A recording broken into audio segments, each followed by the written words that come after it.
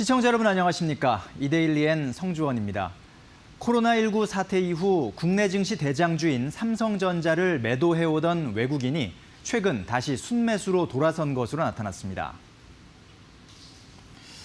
한국거래소에 따르면 이번 달 들어 지난 21일까지 외국인 투자자가 국내 유가증권 시장에서 가장 많이 순매수한 종목은 삼성전자로 순매수 금액은 1조 653억 원에 달했습니다. 반면 그동안 외국인 수요가 몰렸던 종목들에서는 차익 실현이 이루어지고 있습니다. 이번 달 외국인이 가장 많이 순매도한 종목은 SK바이오팜이고 네이버, 삼성바이오로직스, NC소프트, 카카오 등이 그 뒤를 이었습니다.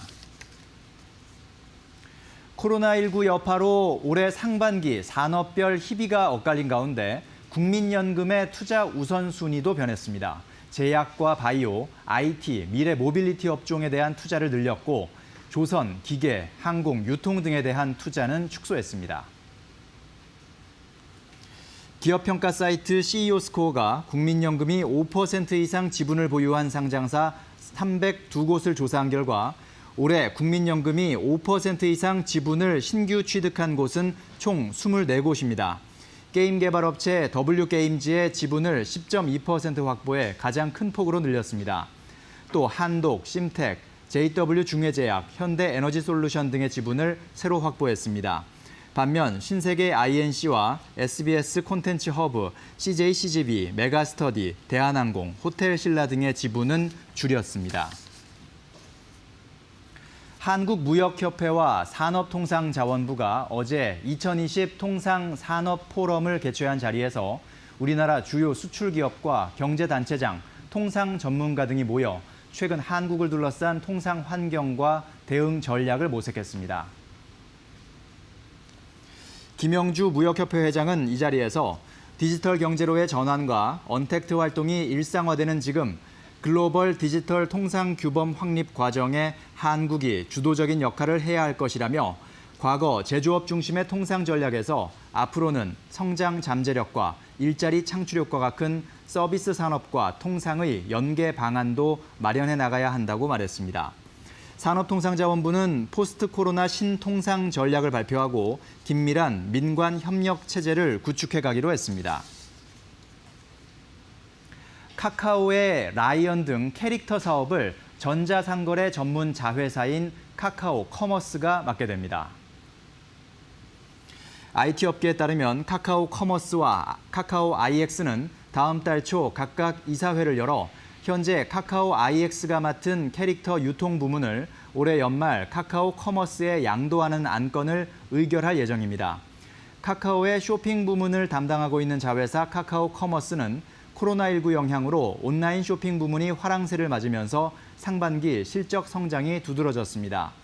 이번에 캐릭터 사업 부문 인수로 회사의 덩치가 커지면서 카카오 커머스가 기업 공개를 본격적으로 추진할 것이라는 관측이 나오고 있습니다. 식품의약품안전처가 복제약 난립을 막기 위해 위탁 제조 복제약은 우선 판매 품목 허가권 부여 대상에서 제외한다는 계획을 내놨습니다. 최초 복제약에 대해서만 우선 판매권 보장을 강화하는 차원입니다.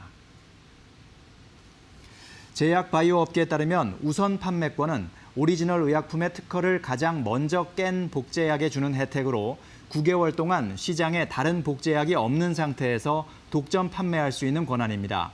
식약처는 오리지널 의약품의 등재 특허 도전에 성공해 시장 진입을 앞당긴 최초의 복제약 개발업체에만 9개월간 다른 제품의 우선에 판매할 기회를 보장하기로 했습니다. 위탁 제조 품목 허가를 받은 제품은 우선 판매권 대상에서 제외됩니다. 제약업계는 생산 설비와 자금이 부족한 중소제약사의 설 자리가 좁아지고 대형 업체 간 경쟁은 더 치열해질 것으로 보고 있습니다. 한국중부발전과 한화에너지는 미국 네바다주에서 추진 중인 볼더 태양광 3단계 발전 사업 전략 구매 계획을 네바다 에너지와 체결했다고 밝혔습니다. 볼더 태양광 3단계 발전 사업은 태양광 128메가와트와 에너지 저장 장치 232메가와트시로 구성돼 네바다주 내 연간 3만 6천 가구의 전력을 공급할 수 있는 대형 프로젝트입니다.